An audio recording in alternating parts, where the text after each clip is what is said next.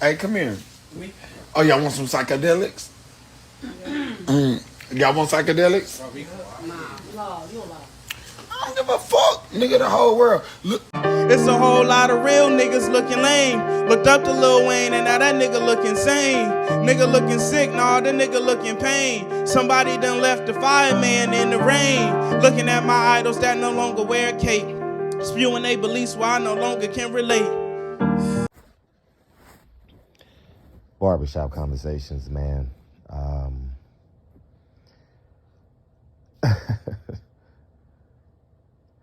This bothers me to my core, man. To my core. When I say my core, obviously you guys just saw the video of Jermall, Charlo, and you saw LaRussell eloquently describing the demise and people just allowing it to happen. I want to start with personal accountability. Jermall Charlo's in control of his life, and obviously the metaphor was Lil Wayne. He's in control of his life. And then two, enablers. You know, as hard as I am, you know what I mean? And I know it takes a unique audience to calibrate themselves to my tone and delivery and my truth and what I see. I don't want y'all to fail at all. I'm not going to mention any names, but too many PBC fighters to mention when I see them going off the wrong road. I do my due diligence. I call their team and I share my concerns, and positive too. When I see people doing great things, I'll text them and be like, man, that's awesome, man. That was an awesome interview. You know what I mean? Et cetera, et cetera, et cetera. I don't want y'all to fail. As contrary to y'all belief, because I'm so straightforward, you know what I mean? And I am 100% believe in personal accountability. I know that God blesses those who reaches the apex of their humanity. And I want to say I apologize for the fan in the background. It's just hot as hell here in LA, you know, and I really couldn't sleep, man. I was downstairs doing my stocks and stuff, and I came upstairs, and I was semi-excited because my family comes home today from Hawaii. I can't wait to see them today. And so I was losing sleep anyway. It's 5 o'clock, between 4 and 5 o'clock right now. And I figured I should go to bed since we got practice at 12 today. But I was like, man, should I do this video in the morning? But I'm tossing and turning. I'm turning and tossing. And I'm like, man, if you are a friend and or a family member of Jermall Charlo or an advisor, you probably need to reach out.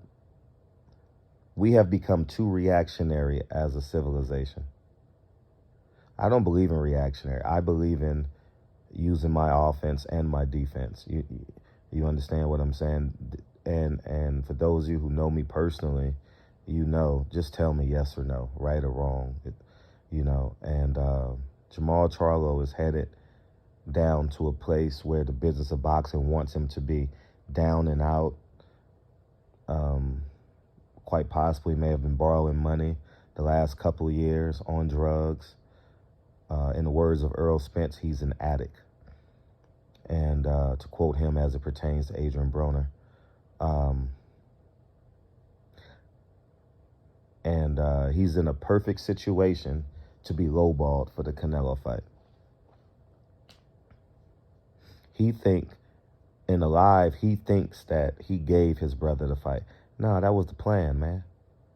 They'll let you borrow some money against the money that you believe you're going to make and say you're going to fight him next. You think it was your plan, Jermall? Man, come on, man. You don't get your way, man. You don't get your way, you know. And this is something that I have predicted. This is something that I have been on the phone with Jermall, Charlo's cousins and friends, and they cussing me out and yelling at me, calling me a coon because I call a spade a spade. This ain't no secret. This ain't something. What we just saw ain't new. No, if you've been on the inside, it ain't nothing new. You know, I'll use one example, and I'm not going to use any other ones because this is a public one that you guys know about. I did my very best as a media member, as a YouTuber, right? Because people don't know your life. You know, people don't know that when I walk into a room, I am arguably one of, and this ain't bragging, I'm telling you who I am from a profile. I am arguably one of the most successful men in any room. But when I covered boxing, I'm just a YouTuber, right? And I believe Adrian Broner looked at me like a YouTuber. And like I said, one day Adrian Broner and I are going to have one of the more powerful conversations. I'm not even going to call it an interview. It may be 10 years from now, you know, but we're going to have the most powerful interview as it pertains to this era of boxing. And I did my best, man. I remember Floyd Mayweather's 40th birthday party. I stopped him in his tracks. He tried to leave, and I grabbed his hand, and I squeezed his hand, and he was shocked and startled. He was on a red carpet. And I was like, did you hear me? And no one could hear me but Adrian Broner. He's like, yeah, I heard you. He was startled and shocked because Adrian Broner reminds me of one of my students, dog. Reminds me of the population I taught. You know, I'm going to get kicked out of high school. Adrian Broner is talented in basketball, boxing. He's articulate. He's sharp. He's witty. He's all the above. He checks off so many boxes. But hanging out with the wrong crowd, you know, some of my students didn't have the great backgrounds in terms of family, and you get caught up in doing the BS, and now you done caught a charge. All my kids in my classroom had a charge. You know what I mean? Whether it was fighting, whether it was stealing, or whether it was, you know, doing something crazy. And I taught special ed continuation high school. That is the worst population in any school district, right? And toughest.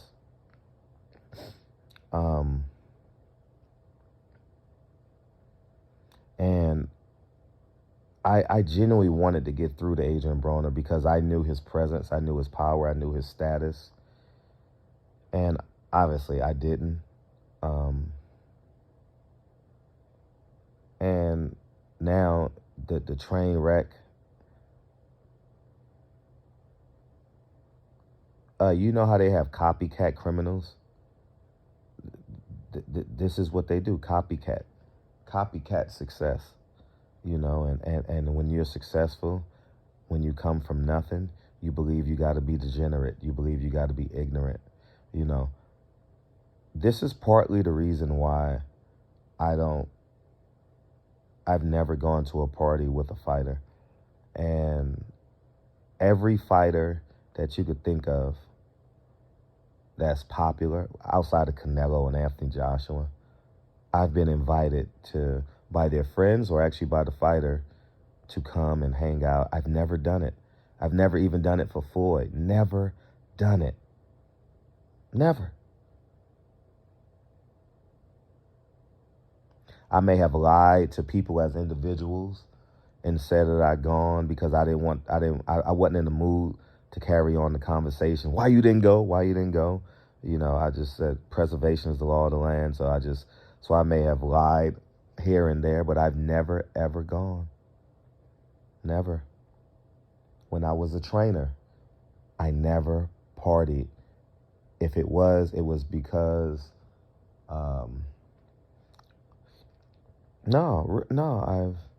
it was by accident, not on purpose. We're in the same place at the same time, you know, but never. And I know them all in the NBA. Not all, but I'm talking about the ones from LA. Know them all. And I never, ever wanted to be a part of it because obviously you guys know by now I don't drink, I don't smoke, you know. I'm definitely accountable. I'm very honest about my mortality. I'm not one that questions death. I'm one that believes in life. I want to get everything out of life. I don't question death or why, or I don't have a fear of it, but I want to do as much as I can while I'm here. And I know my hourglass is upside down. And this is when we got to be honest with our mortality, with a man like Jermall Charlo. Jermall Charlo has reached the pinnacle of his sport. And people say he's going through things with his family. Fred, you don't understand. What I do understand is accountability. What I do understand is self-belief. What I do understand is strength. Why our fights may be different. There is still a level of pain that is unimaginable that every human being will go through, and it's how you handle it. You know, you can't say you believe in God and succumb to human pain. I'm going to repeat that again. You can't say you believe in God and succumb to human pain. Put that on a t-shirt. And that's just my life. You know, it just is what it is, man. Throughout this 10 years, I've had some catastrophic things happen to me. I've never, ever once come on this show, and told you what's going on in my life negatively. Because I don't believe in glorifying pain. And I've never told you guys, oh, my channel is demonetized. Crying, oh, I'm being shadow banned. Oh, they took my monetization. No, I signed up for this. This is YouTube. I don't own YouTube. Why the hell would I complain? Y'all have known me 8 years, 9 years. Y'all still don't. I've never celebrated my birthday online. I'm not one for human pity and human acceptance. I don't care about that. I don't drink and smoke on my platform. I don't celebrate debauchery. And I'm not saying, and let's get this clear. As J. Cole say, I'm a born sinner. I just don't glorify it. I don't glorify it. And that's where I stand on it. I genuinely wish Jermall Charlo well. But enough is enough. If you're talking to Jermall Charlo, you should be asking him, are you going to get help?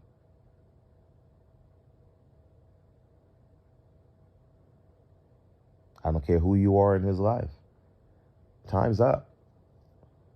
Got 5 kids to live for. He did it the right way. Got married, had 5 kids with 1 woman. It's beautiful. It didn't work out. Understood. Now be a man. You can't be intoxicated, inebriated, with 5 kids in the house. Where they do that at? Hold him accountable. You don't, I'm going to pray for you. Nah, pray for you meaning you're just turning your back. You cannot watch this video and then say, oh, I'm going to just pray for you. I mean, if you can't get a hold of him, obviously, but it just is what it is, man. And I am not holier than thou. I just made great decisions in my life. I don't want to become successful twice. I'm not under the belief if you let it go and come back, it's meant to be. No.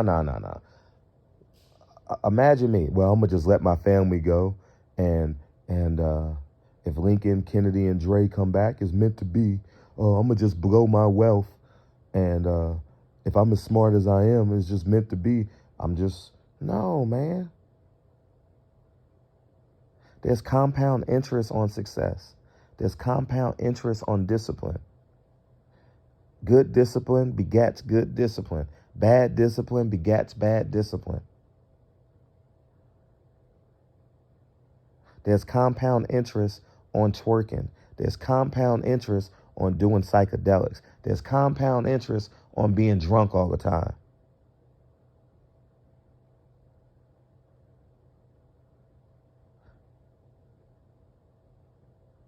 Which compound interest do you want? Because it's going to be compound interest. Tendinitis leads to broken bones, torn ACLs, ruptured Achilles. Tendinitis is the precursor. Get some rest. Go to rehab. Who's going to be the tendinitis in Jermall Charlo's life? Who's going to tell him, get some help? Go to rehab.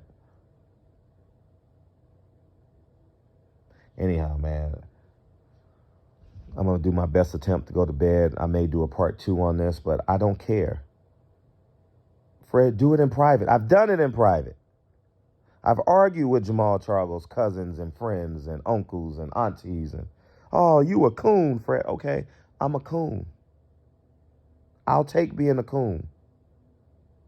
But Jermall Charlo's an addict. If you got to call me a coon and you don't call Jermall Charlo an addict, who's the fool? Y'all do what you want, man. And I thank God I have 2 groups of friends. I got my business partners and I have my college accountability friends. And guess what? My accountability friends are coming this weekend, Friday. My family comes in tomorrow. My accountability team comes in Wednesday. And I just, great example, compound interest on good relationships, compound interest on personal success.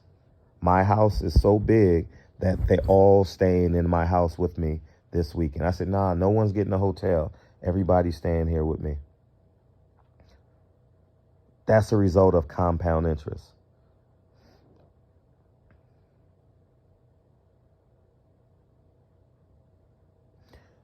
Jermall Charlo saying, who wants a psychedelic?